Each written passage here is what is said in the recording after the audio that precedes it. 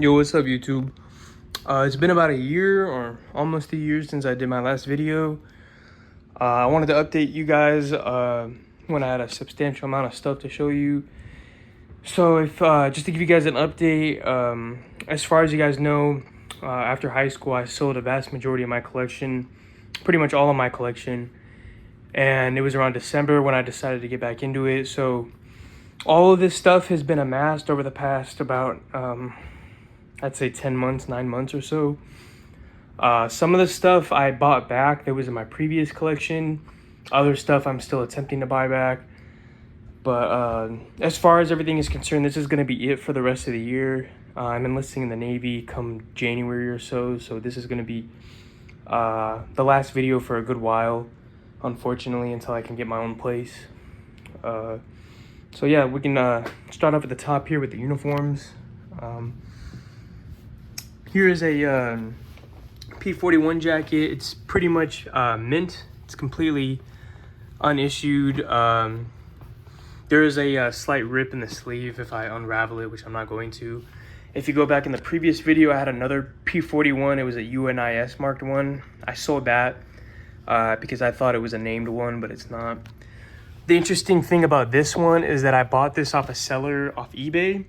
And the seller was located in Window Rock, Arizona. And if you know anything about Window Rock, Arizona, it is the Navajo capital. It is the capital of the Navajo Nation. So this most likely would have been issued to a Navajo code talker. Unfortunately, there's no name to prove that. So, yeah, it's just a blank P-41. Same thing with this one. It has obviously different color shade of green compared to the other ones up here.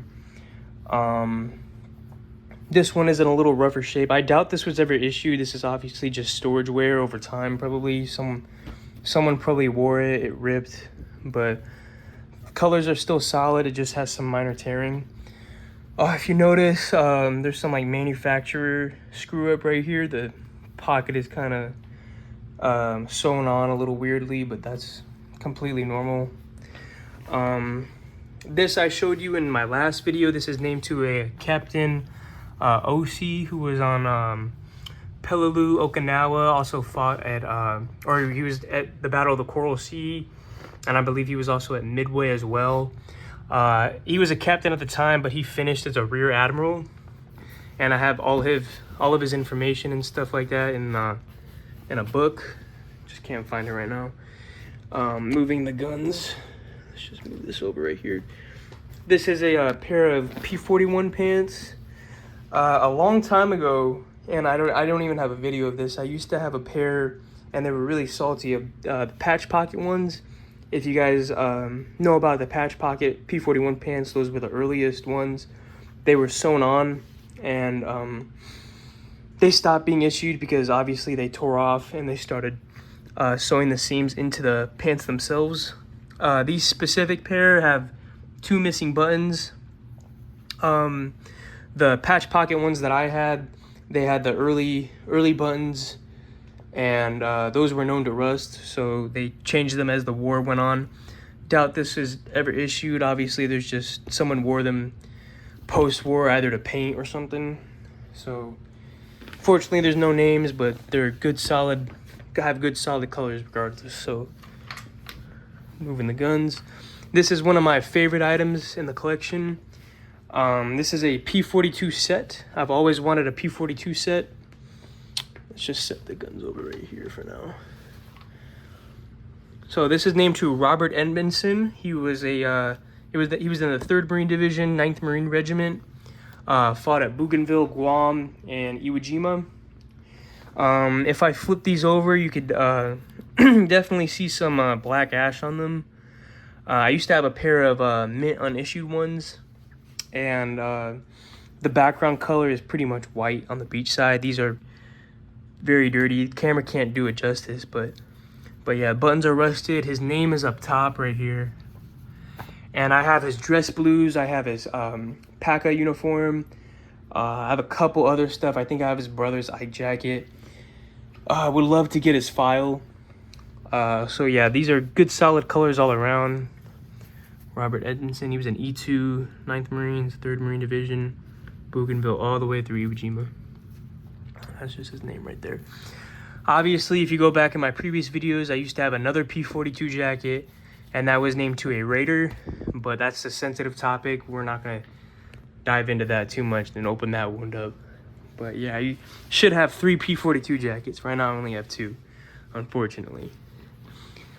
This was in my previous collection. I didn't even think I still had it. It was in a storage unit at my mom's house. And this is just a P-41 jacket. I bought it at the Rose Bowl swap meet. Too bad the name is whacked out. If I unravel it, there's more whack. There's some more Sharpie, some doofus. Colored over like a serial number or someone's name on the back pocket. So at one point this was named. Unfortunately, it is a P-41, but it definitely is a later version of it. I have a P-47 out in my garage, but obviously I'm not going to show you. This is strictly World War II.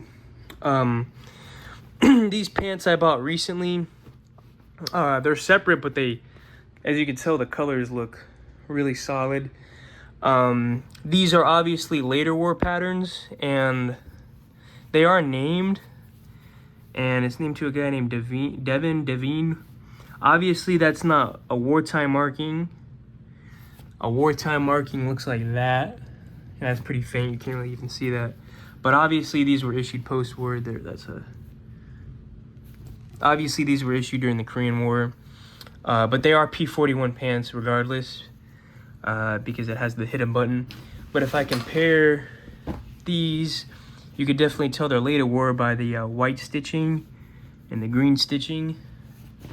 So yeah, just I really like that it has matching colors to this one. So yeah, not much to say about that. This is a went over this in my first video. Really lucky to have it. It's another P-42 jacket. Fortunately, it's not named. And this is what I was talking about. You could kind of see the beach side. It's pretty much a white. It is really salty. Obviously, it was worn on the green side because it has a shit ton of repairs on the green side and it's super faded. No names or anything, unfortunately, but it is a P-42 jacket regardless. Moving down, this is another P-41 jacket, and this is an early variation because you could tell by the buttons are completely rusted. This one isn't rusted. It wasn't too uncommon, so this was probably like an early to mid-war one, if I had to guess, because they would mix and match. If I were to unravel it, which I just might, here are the really early buttons right here. And the reason why they got rid of that is because if you can see in the light, they reflect light, and that's a big no-no in a combat zone. This is an extremely salty jacket. It's pretty small, so whoever wore it wasn't very big. But it's still a giant place in history to me. So this piece definitely saw some heavy-duty action. Missing a couple buttons, but yeah, lucky to have this one too. Too bad it's not named. Went over this in my previous video, the one before it. This is a P-44 jacket, and I'll go more into the grouping. This is one of my favorite groupings. This is named to a Robert P. Moyer, 3rd Marine Division, and he was an Amtrak driver. I know it says 4th Marine Division, 3rd Marine Division. They were, excuse me, they were offshore troops. So he didn't go in on D-Day, but he definitely went in the days following. This is just a unclassified, obviously, information, like amphibious landings and stuff like that. This is, let me see if I can show you guys this with one hand. But yeah, it just goes over like the personnel that's involved in an amphibious landing, the tactics that are involved. Super cool stuff. And then I have this full muster. If you go back in my video before, the family that actually found this threw away a gigantic amount of the grouping, which fucking sucks. They threw away his P-42 pants. He had multiple pairs of P-41s. This is what survived, and this is literally just the tip of the iceberg of what the actual grouping was, unfortunately. But I'm still lucky to have it, still lucky to keep his memory alive, have his information. These are just dress uniforms. There's nothing too special about them. Obviously, they are special, but You guys have definitely seen dress uniforms before, so I'm not going to show you. There is debate whether or not P44 jackets were used. My friends have said that there's some information, there's some photos of them being used on Okinawa. And obviously, Iwo Jima was just a couple months before. He was a post-war Marine, even though he enlisted in 42. He got out in 45. These were definitely worn. Can't say for certain on Iwo. Can't say for certain on in combat, but they were definitely worn, as you could tell. So this is one of my previous items. This was found in the storage unit. If you go back to my videos from 8th grade high school, you could see this one in there. Really salty. Found these together with that P41 jacket. Super duper salty, but super cool nonetheless. So getting into the my favorite items out of everything. Actually, we'll go over the guns right now, actually. So I showed you guys where we left off. This was my 1941 Springfield M1 Grand. I'd show you this. I know some people are really weird about showing the serial numbers. I don't know why. But yeah, it's a 6-digit serial number. There's really not a lot of information you could find. Just the date and the month that it was made. So it's a November 1941. This is an early handguard rail. Stock is a Rock Island Arsenal post-war. I replaced the trigger guard. I had a post-war trigger guard on it. Replaced that. I need to get original lock bars. These are reproductions that I sanded down a little bit. Need to get a single slot gas plug. But I mean, that's not really the priority right now. It's just a good display piece. Actually, apologies. One more M1 Grand. But this is a Denix M1 Grand. Lock bars. Sorry for the feet, y'all. Reproduction sling. Just a Denix M1 Grand. I've had this thing since like 7th grade. So 1918 sling. So yeah, this is my baby. Then I got this yesterday, and this is a big thing. This is a Springfield, dated around 1932, 1903. Yeah, thought there would be some pitting, but it's actually in really good condition. This would be great for a Guadalcanal display. Here's the sights on it. Front sights, or apertures, as you'd say. But yeah, so it's Marines had specific USMC made ones. This is just a regular plain Jane Springfield 1903. So I am lucky to have it.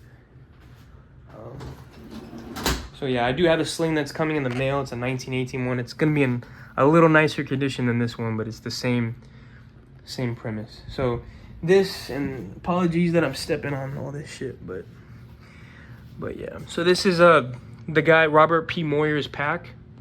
It's UNIS on the back, which unit numerical identification system.